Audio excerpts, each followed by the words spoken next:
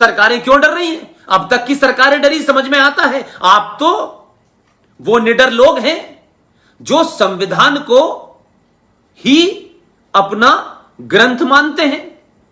आपने तो इस संसद में पहला जीवन का चुनाव जीत के संसद की सीढ़ियों पर जब आपने माथा टेका तो आपने कहा यह मंदिर है, इसकी पवित्रता भंग नहीं होनी चाहिए। लेकिन उसी मंदिर के अंदर जो किताब है जिसे आप संविधान कहते हैं, उसकी पवित्रता फिर कैसे भंग हो रही है?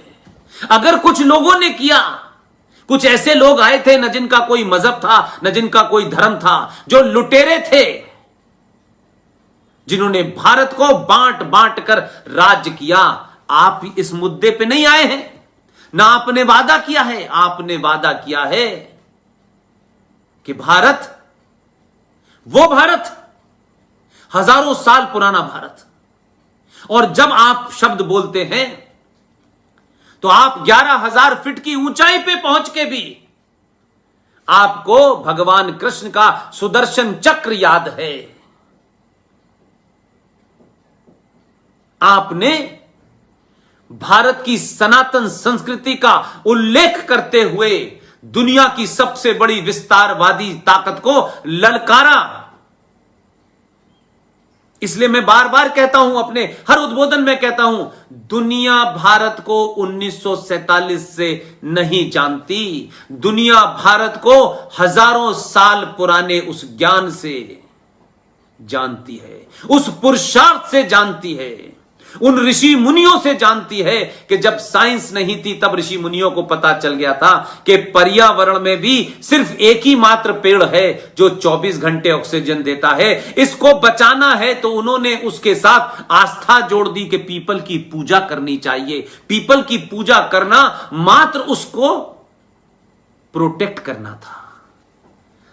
लोगों को समझाना मुश्किल था कि यह साइंस है। साइंस का शब्द इस्तेमाल नहीं किया तो उन्होंने कहा, उन्होंने तुलसी को भी माना क्योंकि तुलसी भी एक साइंटिफिक पौधा है। आज हमें पता चल रहा है, हमारे ऋषि मुनियों को हजारों साल पहले पता चल गया था। तो आप तो आज उसी परंपरा से आए हैं। इसलिए 11,000 फीट की ऊंचाई पर खड़े होकर के जब आप सुदर्शन चक्र की बात करते हैं तो 3 दिन के बाद सुदर्शन चक्र का जिक्र करने से टेबल पे आके बैठ जाता है, बात करने लगता है। लेकिन यह वो दुश्मन है कि मौके की नजाकत समझ करके उसने पैर पीछे खींचे हैं। ये वो सभ्यता के लोग हैं जो 1000 साल की प्लानिंग करते हैं। लिहाजा पूरी दुनिया के ज्यादातर मुल्क आपके साथ खड़े हैं। ये मुद्दा हमेशा के लिए समाप्त करिए, तब तक बातचीत जारी रखिए। और जो कुछ आप कर रहे हैं, जिस तैयारी में आप लगे हैं, पूरी दुनिया आपके साथ खड़े होने पे मजबूर हो। आपकी जिम्मेदारी है, आपकी विजिल है। जैसे हम बचपन में मोहल्ले में कुछ लोग मिलकर के रात में चौकीदारी करते थे, आपकी जिम्मेदारी है कि आप राष्ट्र की चौकीदारी करें। इस राष्ट्र में जो आतंक फैलाना चाहते हैं, जो मजहब के नाम पे कत्लो गारत करना चाहते हैं,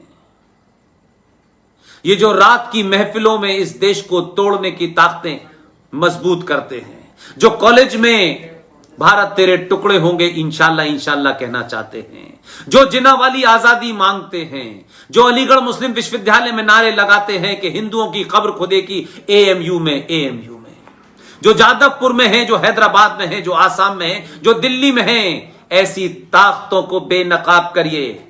शारीरिक तौर पे ताकतवर बनिए और मानसिक रूप से प्रतिकार करने की क्षमता दिखाइए। दुनिया में हजारों लोग आए हैं, हजारों चले जाएंगे। जाने के बाद उन्हीं को याद रखा जाता है जो कुछ करके जाते हैं।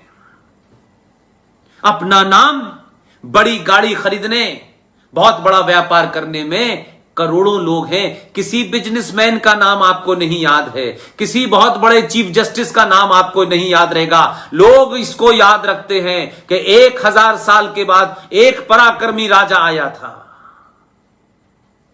उसके लिए राष्ट्र महत्वपूर्ण था। उसने राज सत्ता का इस्तेमाल राष्ट्र को मजबूत करने में लगाया, क्योंकि इस देश में 70 सालों से राज सत्ता का इस्तेमाल राष्ट्र को कमजोर करने में लगाया जा रहा था, उसे तोड़ने में लगाया जा रहा था।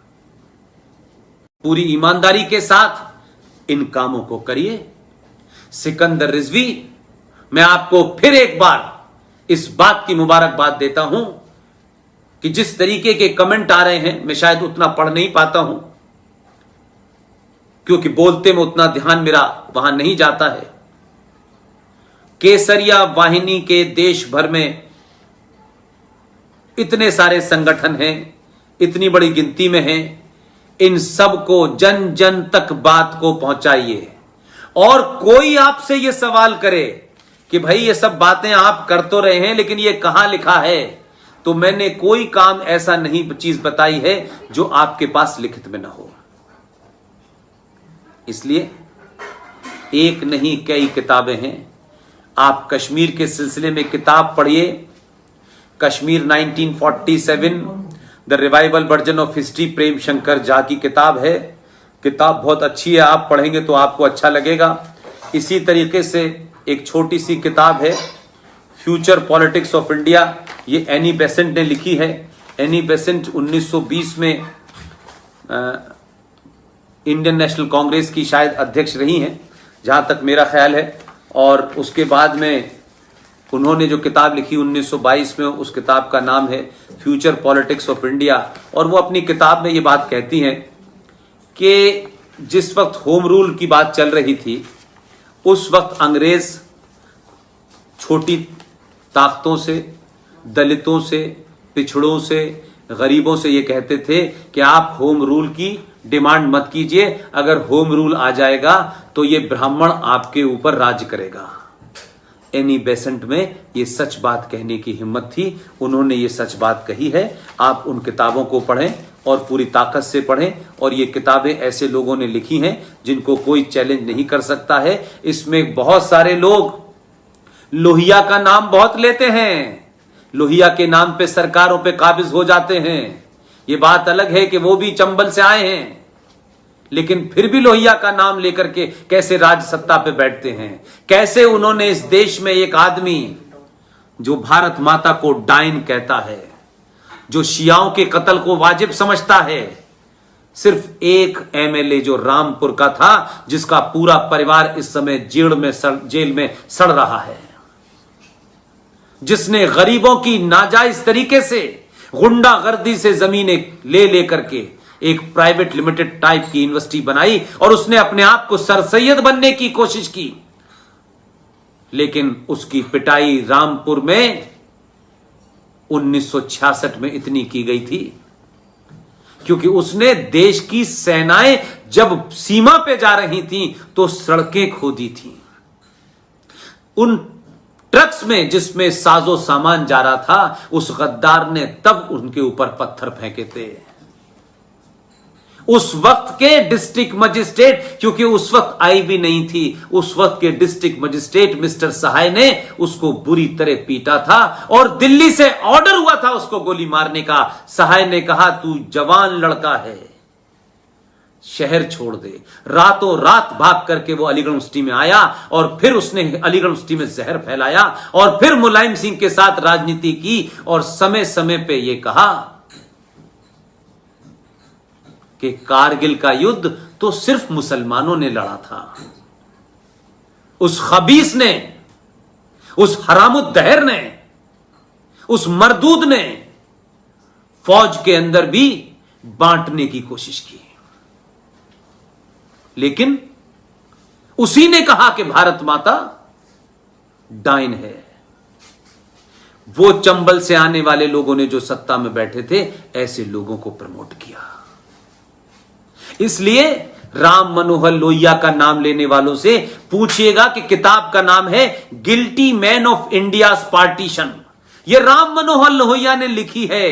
धज्जियां उड़ाती हैं उस मक्कार जिसका नाम इस देश में कोई लेता नहीं है और उसको बड़े महान अंदाज में बताया जाता है, ओ हो कि उस मक्कार का नाम कोई ले ले, भारत का पहला शिक्षा मंत्री जिसका नाम था सैयद गुलाम मोइनुद्दीन अहमद बिन खैरुद्दीन अल हुसैनी। आप सोचिए जरा कैसे कैसे मक्कार इस देश में है। उसी इदारे से आया था जिससे मैं आया हूं।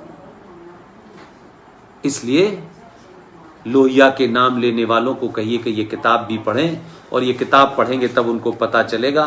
इसलिए उनसे कहिए कि और किताब पढ़ने के लिए उनको पढ़ें पार्टीशन बाय बैरी वाइट। मैंने एक किताब अंबेडकर की आपको बताई दी है, उस किताब का नाम है पाकिस्तान और पार्टीशन ऑफ इंडिया। एक किताब और पढ़ें, इंडिया विंस फ्रीडम, लेटेस्ट किताब है। उसमें मक्कार मौलाना आजाद की पोल खुल गई है, उसने खुद खोली है। सच्चाई लिखने की हिम्मत नहीं थी जीते जी, मरने के बाद वो 30 पन्ने जोड़ दिए गए हैं। ये ओरिएंटल पब्लिकेशन की किताब है। 1988 में इसमें केस चला, सुप्रीम कोर्ट ने बचे हुए 30 पन्नों की परमिशन दे दी है। वो किताब मार्केट में कम मिलेगी क्योंकि कांग्रेसियों की पोल खोली है, इसलिए वो किताब मार्केट में नहीं है। एक किताब है at home in India, the restatement of Indian Muslim. ये सलमान खुर्शीद की किताब है। इसका पेज नंबर 144 पढ़ लीजिए, क्योंकि अब समय उतना नहीं बचा है कि मैं किस विस्तार में जाऊं। आप उसे पढ़ेंगे तो आपको अच्छी लगेगी। बोस और Gandhi who got India her freedom, ये हमारे बुजुर्ग साथी, हमारे टीम के हिस्से, हमारी इस मुहिम के हिस्से मेजर जनरल जीडी बख्शी साहब ने लिखी है। इसको जरूर पढ़ें, ये अच्छी किताब है। इसी तरीके से एक किताब है Muslim League attack on Sikhs and Hindu in Punjab by Gurbachan Singh, ये गुरबचन सिंह तालिब। ये किताब भी आप पढ़ें। इन किताबों को आप पढ़ेंगे तो आप जो कुछ मैंने कहा है वो आपको मिलेगी। इसी तरीके से हमारे दोस्त की किताब है, उस किताब का नाम है कला संगम। उस किताब को लिखा है अजय देश पांडे ने। नागपुर में रहते हैं, बेहतरीन इंसान हैं, उनको कला का बहुत शौक है। इसका दूसरा कालखंड लिख रहे हैं। इसी के अंदर चैप्टर 3 में पंडित ओंकार नाथ के साथ सरदार पटेल का जो तार भेजने और उसका जवाब है, इस किताब में उसका वर्णन है। ये किताब वैसे तो इधर आपको कम मिलेगी, लेकिन आप ऑर्डर करेंगे तो किताब मिल जाएगी। इसका नाम है कला संगम खंड 1, अजय देश पांडे, हिंदुस्तानी शास्त्रीय संगीत और हिंदी का सुनहरा ताना बाना, कालखंड 1920 से 1960 की लिखी है। इसके बाद के दूसरे कालखंड को वो लिखेंगे। इसी के अंदर वो पूरी वर्णन है कि कैसे 15 अगस्त को रात के वक्त वो जब भारत की आजादी की घोषणा हो रही थी मध्यरात्रि में, तब वो वंदे मातरम पढ़ा गया।